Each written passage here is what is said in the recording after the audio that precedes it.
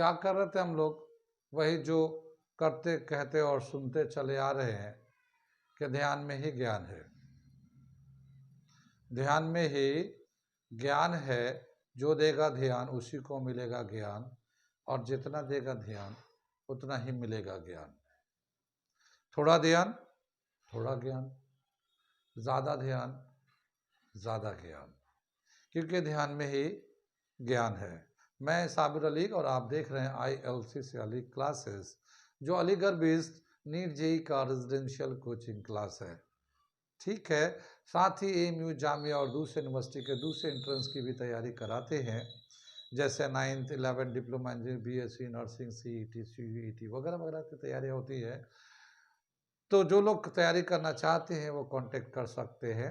Online offline दोनों ही mode available है। Online अगर आप घर बैठ के चाहते हैं कि अलीगढ़ के एक्सपीरियंस टीचर से अपने आप को तैयार करें, तो आप ऑनलाइन मोड पे जुड़ सकते हैं। वो लोग जो लोग अलीगढ़ नहीं आ सकते वो तो ऑनलाइन पे जुड़ ही सकते हैं। ठीक है, साथ ही हमारे चैनल को सब्सक्राइब कर ले, क्योंकि हम लोग AMU जामिया दूसरे यूनिवर्सिटी के जो भी इंफॉर्मेशन एडमिशन से रिगार्डेड आते रहते हैं, हम लोग अपडेट करते रहते हैं। बहुत दफ़ा ऐसा होता है कि आपको पता नहीं होता, आप किसी के चैनल को सब्सक्राइब किए हुए नहीं थे, तो आपको पता भी नहीं चलता लास्ट डेट कब निकल गया, कब टेस्ट हो गया, कब फॉर्म आया, कब गया। तो इसकी वजह से क्या होता है कि आप बाद में जब लास्ट डेट निकल जाता है तो आपको खबर करते हैं, पूछते हैं कि भाई लास्ट डेट फॉर्म कब आएगा, क्या होगा। पता ही यहाँ चला कि यहाँ तो फॉर्म वॉर्म भर के लास्ट डेट कब का निकल चुका है। फिर आपका साल चला जाता है। तो अगर आप सब्सक्राइब करेंगे तो कोई खर्चा तो है नहीं कि आपको घर से कुछ जा रहा है। हाँ, लेकिन आप अपने आप को अपडेट रख सकते हैं। यूनिवर्सिटी के सारे इन्फॉर्मेशन आपको ऑटोमेटिकली आते रहेंगे। तो आप हमारे चैनल को सब्सक्राइब कर लें। ठीक, ये एक हम लोग क्वेश्चन करने जा रहे हैं। अभी हम लोगों ने टॉपिक किया था पोटेंशियल स्प्रिंग पोटेंशियल एनर्जी, और उसी से बेस करता हम लोगों ने ग्राफ भी बनाया था और चेंज इन एनर्जी भी बताया था कि कहाँ पे कितना चेंज इन एनर्जी होता है। तो ये एक सवाल हमने लिखा स्प्रिंग से रिलेटेड। मैं पहले पढ़ता हूँ, फिर समझाता हूँ, फिर करके दिखाता हूँ क्या है ये। क्या दे रखा है? A ball of mass m is dropped from a height h on a platform fixed at the top of a vertical spring as shown. The platform is depressed by a distance x. What is the spring constant k? ठीक है, क्या बताया question में कि ये एक spring है, इसके ऊपर एक फ्लैट बना हुआ प्लेटफॉर्म टाइप का बना हुआ है। एक सर्टेन हाइट से एक बॉल को ड्रॉप करते हैं जिसका मास m है और हाइट h है। जब वहाँ से ड्रॉप करेंगे तो जब वो बॉल आएगा ऊपर से नीचे की तरफ, तो उसका जो पोटेंशियल एनर्जी है कम होता जाएगा, कम होता जाएगा। फ्लैट प्लेटफॉर्म पे जब आएगा तो उसकी वजह से वो नीचे स्प्रिंग डिप्रेस करेगा, कंप्रेस करेगा। तो ये x डिस्टेंस नीचे कंप्रेस कर गया। यहाँ तक था पहले फ्लैट प्लेटफॉर्म, अब यहाँ आ गया तो इतना नीचे दब गया। तो टोटल जो हाइट हो जाएगा ये यहाँ से यहाँ तक h + x होगा। ये तो पहले h था, इतना दबने की वजह से x बढ़ गया, तो ये टोटल हाइट हो गया h + x, इतना दब गया। अब ये बताना है कि इस स्प्रिंग का स्प्रिंग कांस्टेंट कितना है। कितनी बात सुन में, इस स्प्रिंग का स्प्रिंग कांस्टेंट कितना है हमारा, ये बताना है। सवाल समझ में आ गया? आगे चले हम लोग। जब भी कभी बॉल को ऊपर से गिरा रहे हैं तो जाहिर है उसके हाइट की वजह से जो पोटेंशियल एनर्जी था, जैसे जैसे हाइट कम होगा उसका पोटेंशियल एनर्जी कन्वर्ट होगा दूसरे एनर्जी में। ठीक है, तो ये जो पोटेंशियल एनर्जी, जो लॉस इन पोटेंशियल एनर्जी होगा, gain in spring potential energy होगा, क्योंकि स्प्रिंग दबेगा जब तो उसका पोटेंशियल एनर्जी बढ़ता है, तो गेन इन पोटेंशियल एनर्जी के बराबर होगा। तो यहाँ पे जो है सोल्यूशन कर रहे हैं हम लोग, रिलेशन लिख रहे हैं। क्या दे रखा है? When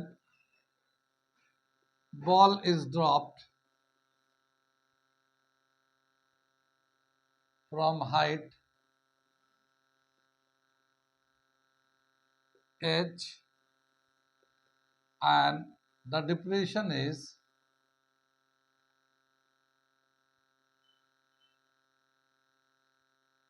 depression is X, then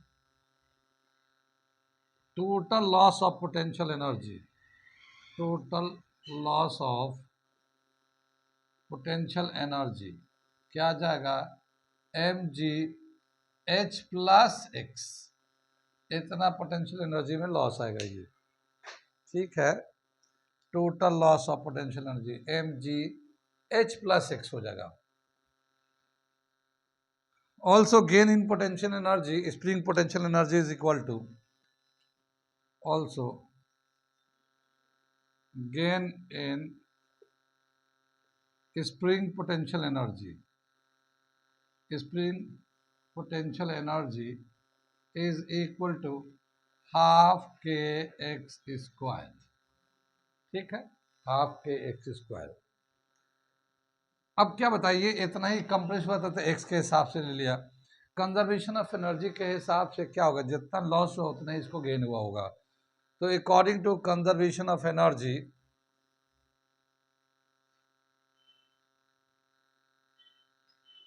according to conservation of energy,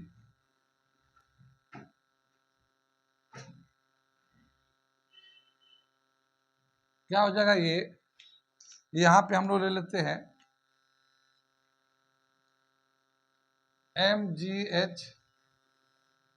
mgh plus x is equal to half k x square, ठीक है, mgh plus x is equal to half k x square.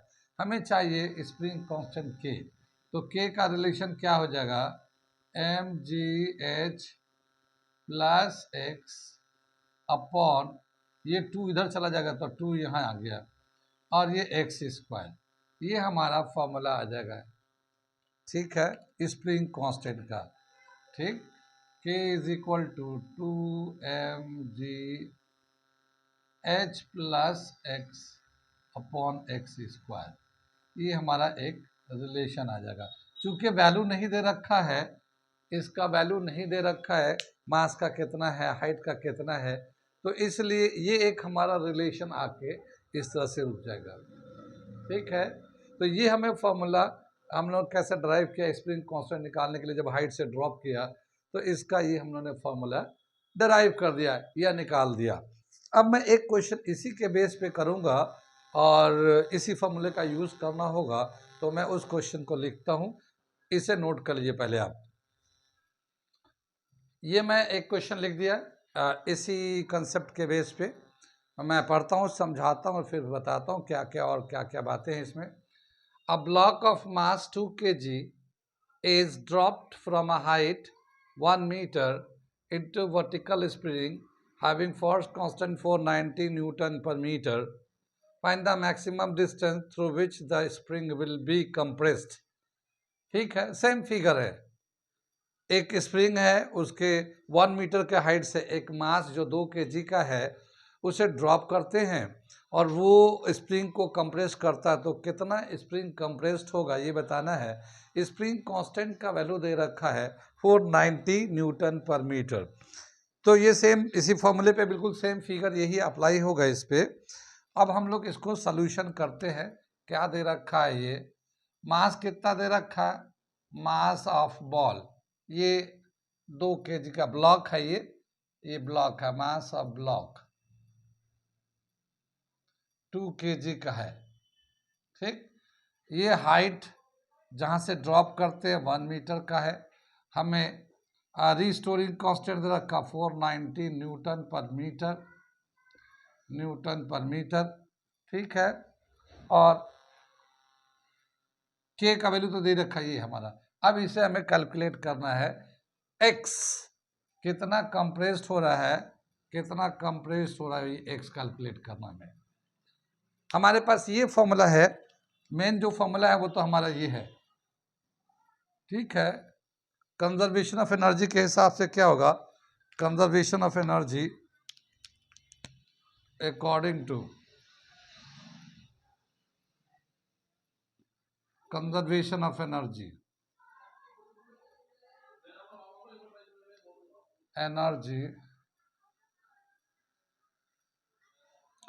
mgh plus x is equal to half k x square.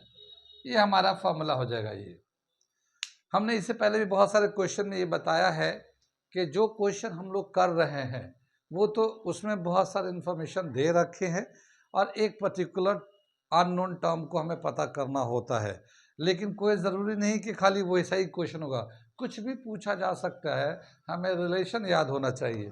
जैसे यहाँ पे x का value पूछ रहा है, इस क्वेश्चन में x का वैल्यू पूछ रहा है, ये अगर ऐसा भी हो सकता था x का वैल्यू दिया रहे और ये h कितना हाइट से बॉल को ड्रॉप कर रहे हैं वो पूछ ले, या फिर अभी जैसे हम लोग पिछले क्वेश्चन में स्टोरिंग कांस्टेंट का k का वैल्यू पूछ ले। ठीक, तो इसमें जैसे कितने वेरिएबल हैं जो जिसके क्वेश्चन पूछे जा सकते हैं, तो एक तो मास भी पूछ सकता है, g का वैल्यू तो हम लोग को याद है, हाइट भी पूछ सकता है, x भी पूछ सकता है, k भी पूछ सकता है। तो k है, x है, h है और m है, ये चार ऐसे टर्म है जो कुछ भी पूछ सकता है। तो जैसे यहाँ पे x का पूछा है वो तो हम लोग करने जा ही रहे हैं, लेकिन कोई ज़रूरी नहीं कि x किसी को पूछा जा सकता है बाकी इंफॉर्मेशन देकर। तो ये रिलेशन याद रखना हमें, ये जो दे रखा है उसको यूज़ करेंगे और जिससे अननोन है उसे कैलकुलेट करेंगे। अब हम लोग इसमें देखते हैं कितना दे रखा, मास दे रखा 2 kg का ब्लॉक है, g का वैल्यू 9.8 ले लेते हैं, h 1 मीटर दे रखा है, एक समय निकालना है, यहाँ 1/2 इसका स्प्रिंग कांस्टेंट रखा 490 न्यूटन पर मीटर, और यहाँ एक्स स्क्वायर ये दे रखा है, इसको स्क्वायर रहेगा, एक्स का वैल्यू दिया नहीं है। ये 2 से इसको मल्टीप्लाई करेंगे तो 19.6 1 प्लस एक्स, ये 1/2 490 इंटू एक्स स्क्वायर, ये हम लोग लिख दिया।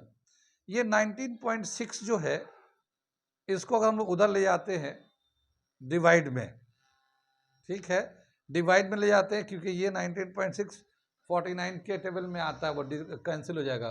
तो मैं क्वेश्चन को मिटा दूँ, पहले इधर से मिटाता हूँ, इसको मिटाता हूँ, पहले ये मिटा दे रहा हूँ।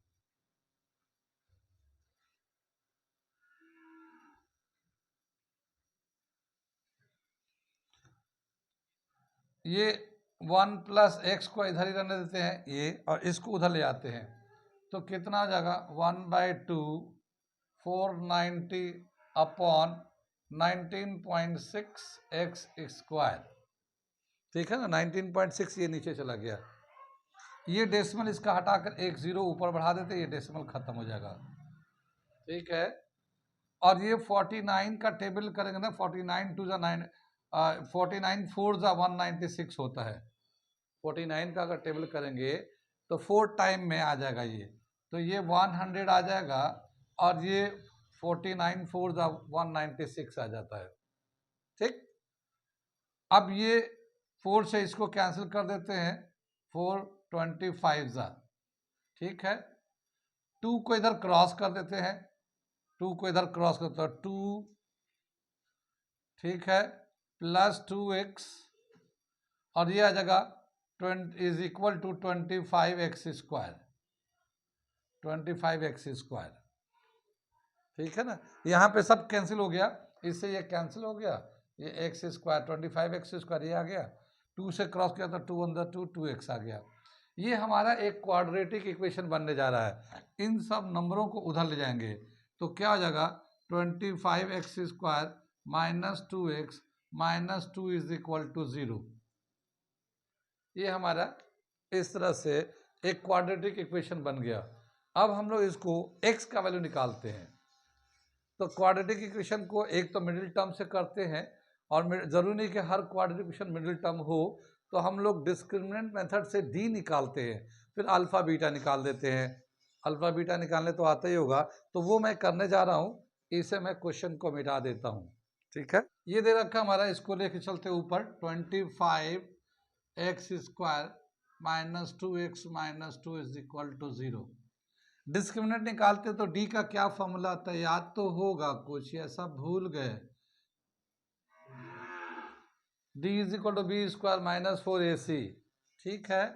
बी का वैल्यू यहाँ पे कितना है -2 1 -2 है, एक्स इसका स्क्वायर कर दिया -4, ए की जगह पे 25 और सी की जगह पे -2 है, तो 2 का स्क्वायर 4 आ जाएगा, ये माइनस माइनस प्लस हो जाएगा, ये 200 आ गया, ठीक है ना, 200 आ जाएगा, दोनों को प्लस कर देंगे 204 आ गया। ये कितनी बात समझ में? ये तो हमारा डी का वैल्यू आ गया, देख लो चेक कर लो सही लिखा या गलत कर दिया।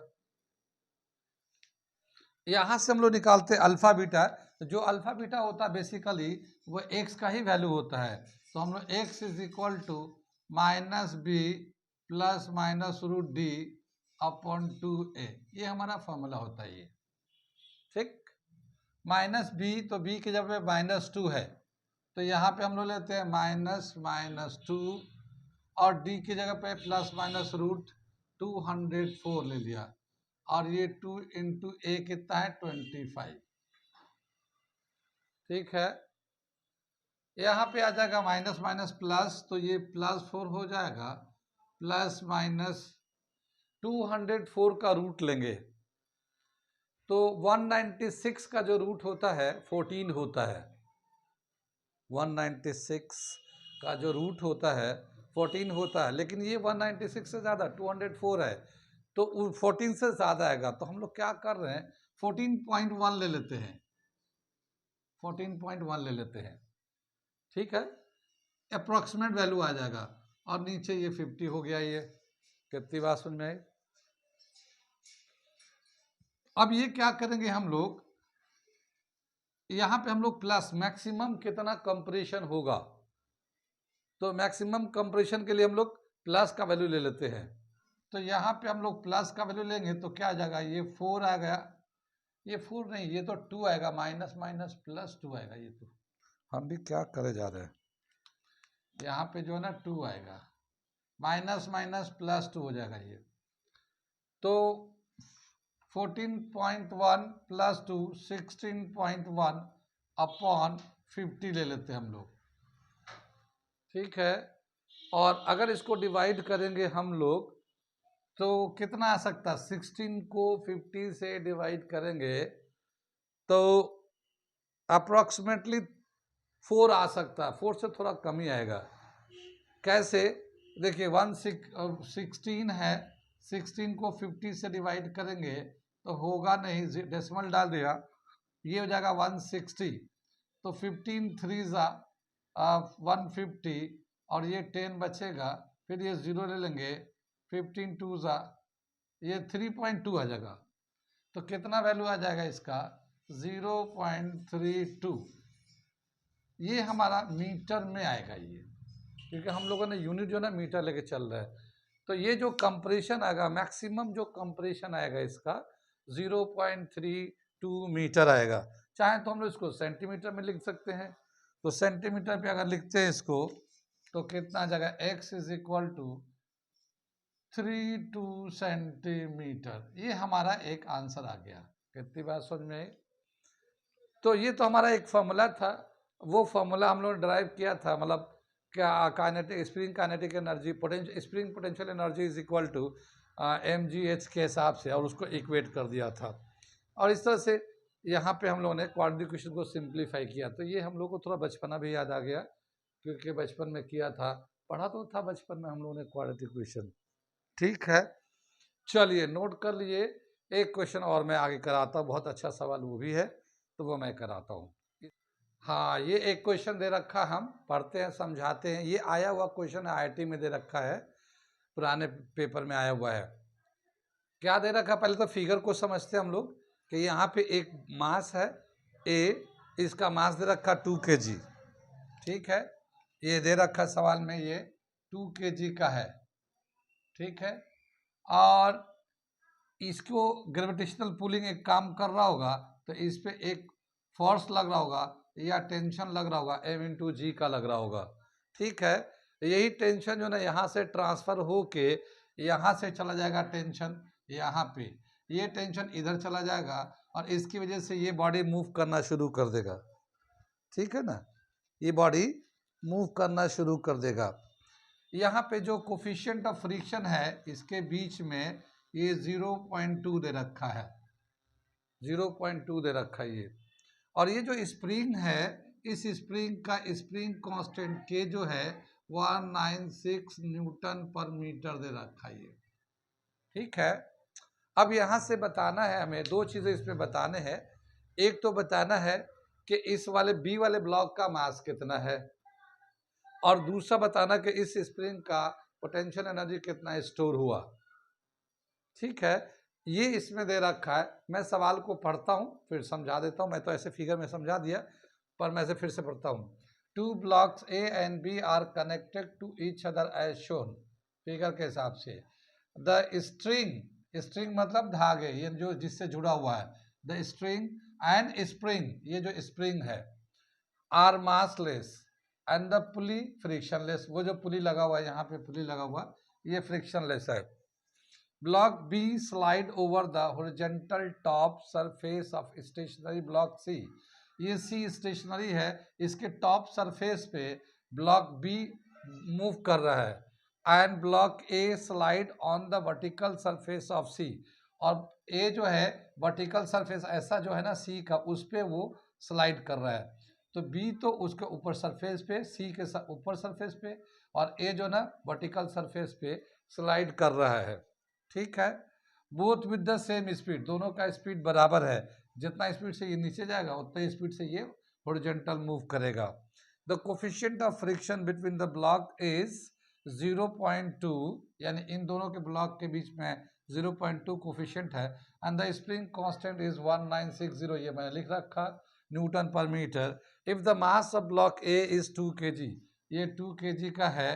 कैलकुलेट, दे रखा the mass of block B, इसका मास बताना है। And the energy stored in the spring, spring के अंदर कितना एनर्जी स्टोर हुआ।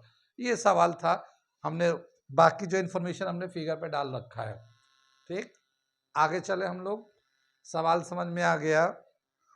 देखिए, क्वेश्चन को करने के लिए एक तो कंसेप्ट क्लियर होना चाहिए, और दूसरा अगर सवाल समझ में आ गया तो समझिए वो प्रॉब्लम सॉल्व हो गया।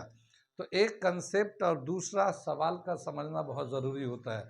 इसलिए सवाल को पढ़िए, समझिए क्या दे रखा है और क्या पूछ रहा है, और उस दोनों के दिए और पूछने वाले में क्या रिलेशन है, ये कहाँ से फॉर्मूले हैं, ये हम लोगों को मैच कराना पड़ता है, और उसी के हिसाब से यूज़ करते हैं।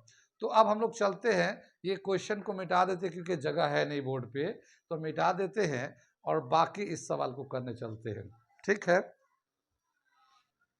ये क्या कि हम लोगों ने ये जो क्वेश्चन थे मैंने ऊपर लिख दिया, अब मैं इसको करने जा रहा हूँ। ठीक है, सबसे पहले ये देखते हैं कि जब ये मास हैंग कर रहा है तो इसको जो है डाउनवर्ड एक एम ग्रेविटेशनल फोर्स एक्ट करेगा, ग्रेविटेशनल पुलिंग होगी, तो उस पर जो एक टेंशन लगेगा mg के बराबर लगेगा, टेंशन mg लगेगा। तो कितना है टेंशन वो पहले निकालते हैं। यही टेंशन जो ना इस स्प्रिंग को खींच रहा होगा, यही एक्सटर्नल फोर्स कहलाएगा। जैसे याद होगा कि हम लोग स्प्रिंग को कैसे दिखाते थे, ये हमारा मास होता था और इसको एक बाहर से एक्सटर्नल फोर्स लगाते थे, तो वो खींचता था, तो उसके रेस्पेक्ट में इसमें रिस्टोरिंग फोर्स काम करता था। ठीक है, तो ये जो टेंशन होगा mg, वो डाउनवर्ड तो फोर्स लगा रहेगा, लेकिन ये स्प्रिंग को स्ट्रेच कर रहा होगा, ये एक एक्सटर्नल फोर्स लगेगा। ठीक है, तो टेंशन का कितना वैल्यू है, पहले टेंशन निकाल लेते हैं हम लोग, सोल्यूशन कर रहे हैं हम लोग। ठीक है, टेंशन इज इक्वल टू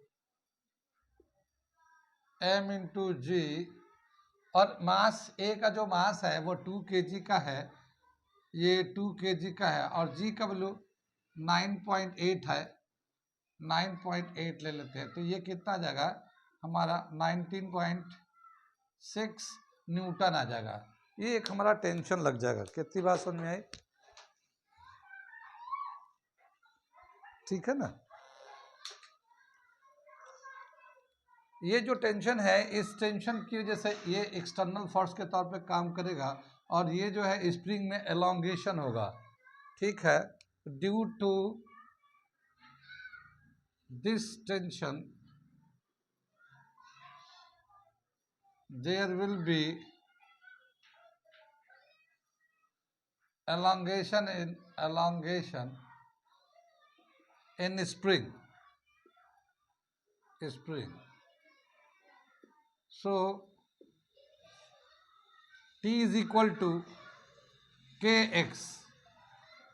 ये जो एक्सटर्नल फोर्स होता है वो हम लोग का रिलेशन था पहले कि जो एक्सटर्नल फोर्स होता था force is equal to k x होता है माइनस के एक्स होता है। माइनस का मतलब ये है कि ये अपोजिट डायरेक्शन में रिस्टोरिंग फोर्स काम करता है। ये एक्सटर्नल फोर्स तो डाउनवर्ड काम करता है मगर रिस्टोरिंग फोर्स इसमें अपवर्ड काम करेगा। ये कितनी बात समझ में आई? तो ये जो दे रखा हमारा माइनस का साइन की कोई जरूरत नहीं क्योंकि वो तो डायरेक्शन बताता है, हमें तो मैग्नीट्यूड निकालना है। और यहाँ पे क्या दे रखा है, x अगर निकालना चाहते एलोंगेशन कितना होगा तो x का जो वैल्यू होगा t अपॉन के, x का जो वैल्यू होगा t अपॉन के आ जाएगा। t का जो टेंशन है हमारे पास दे रखा है 19.6 न्यूटन, ये टेंशन है ये 19.6। और रिस्टोरिंग कांस्टेंट ऑफ स्प्रिंग हमने यहाँ पे लिख रखा है 1960। ठीक है, ये हम लोग मीटर में आंसर आएगा। ठीक, तो अगर हम लोग चाहें तो इसको डेसिमल हटा के नीचे 0 कर लेते हैं तो 196,196,00 आ जाएगा। ये इसको डिवाइड करेंगे तो ये आ जाएगा 1/100। 1/100 का मतलब 0.01 मीटर, इतना एलोंगेशन आ जाएगा। 0.01 मीटर का एलोंगेशन आ जाएगा इस स्प्रिंग में।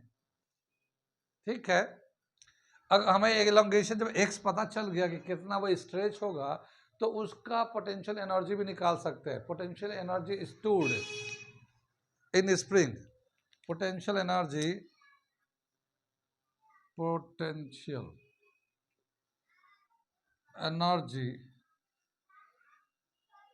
Stored in spring. क्या फॉर्मूला होता है पोटेंशियल एनर्जी का स्प्रिंग का? Half k x square. ये हमारा potential energy store in spring work done के बराबर होता है। ठीक है, अब यहाँ पे जो हाफ है ये हाफ लिखते हैं। के का वैल्यू हमें पता 1960 और एक्स का वैल्यू आ गया 1/100 है ये, तो ये 1/100 करके और इसका स्क्वायर कर लेते हैं। इतना जूल जो है एनर्जी स्टोर हो जाएगा। मैं थोड़ा सा ऊपर करूंगा इधर से, मैं क्वेश्चन को, ये हम क्वेश्चन कर रहे हैं तो क्वेश्चन मिटाते हैं, ये वाला मिटा दे रहे इसकी।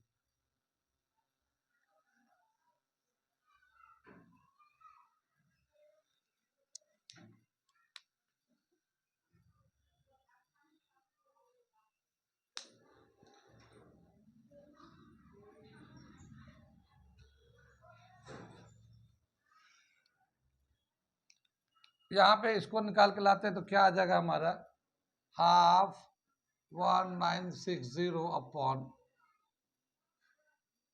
इतना आ जाएगा हमारा। 100 का स्क्वायर करेंगे तो 10,000 आ जाएगा। अब हमें चारों जीरो को हटा देंगे तो यहाँ डेसिमल आ जाएगा ये।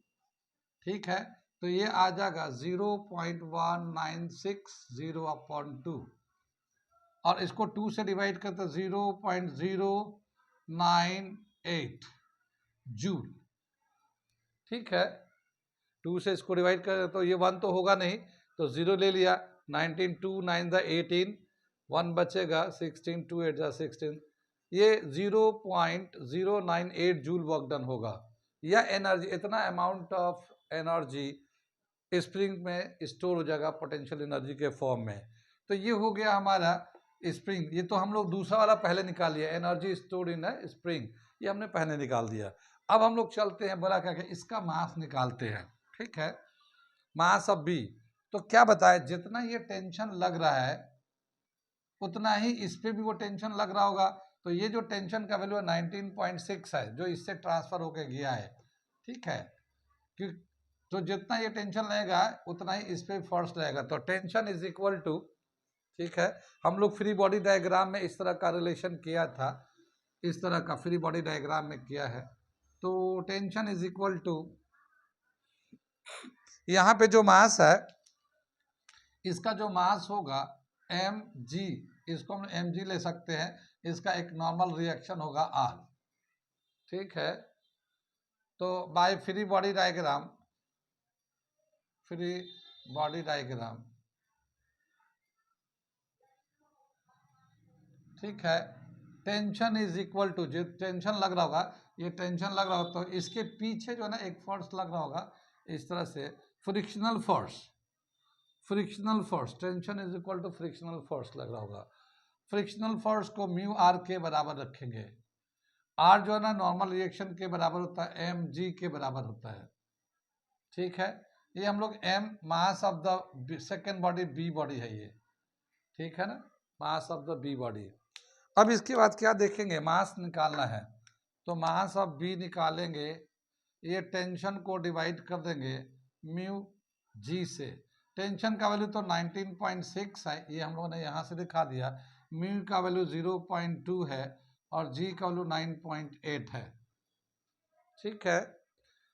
अगर हम लोग यहाँ से डेसिमल हटाते तो ये डेसिमल हट के इससे कैंसिल हो जाएगा। 98 का डबल करेंगे तो ये 196 हो जाता है। यहाँ से डेसिमल हटाते हैं तो ये 20 हो जाएगा। 20 को 2 से डिवाइड करेंगे तो 10 kg, यानी mass of the B body B 10 kg का होगा। Mass of body B is equal to 10 kg। तो ये आ गया हमारा मास निकाल दिया। ये समझ में आया कैसे कैसे क्या क्या किया गया है। यहाँ पे जो टेंशन लग रहा था, इस टेंशन की वजह से ये स्प्रिंग में एलोंगेशन होगा।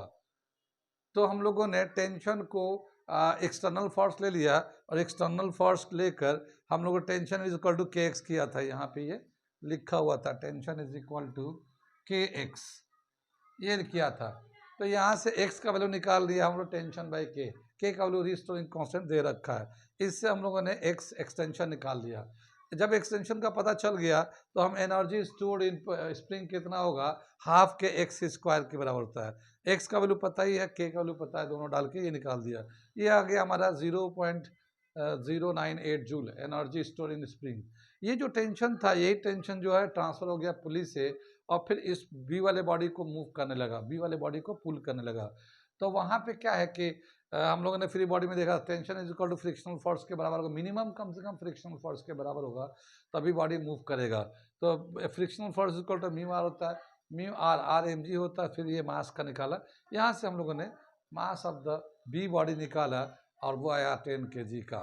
कहाँ कहाँ समझ में आया, कहाँ कहाँ नहीं आया, आ रहा सब समझ में, ठीक है। तो हम लोग कंटिन्यू रखेंगे अगला क्लास में। हम लोग इसका न्यूमेरिकल तो ठीक ठाक करा दिया, इतना अगर समझ में आ गया तो एक कंसेप्ट जनरेट हो जाएगा। बाकी उसके बाद आगे जैसे सवाल आएंगे तो आप कर सकते बहुत आसानी से, अगर इसको रिवीजन कर लेंगे तो स्प्रिंग से रिलेटेड। अगला टॉपिक हम लोग का है पावर, कंटिन्यू रखेंगे नेक्स्ट क्लास में, पावर करेंगे, उससे रिलेशन ड्राइव करेंगे सब, ठीक है।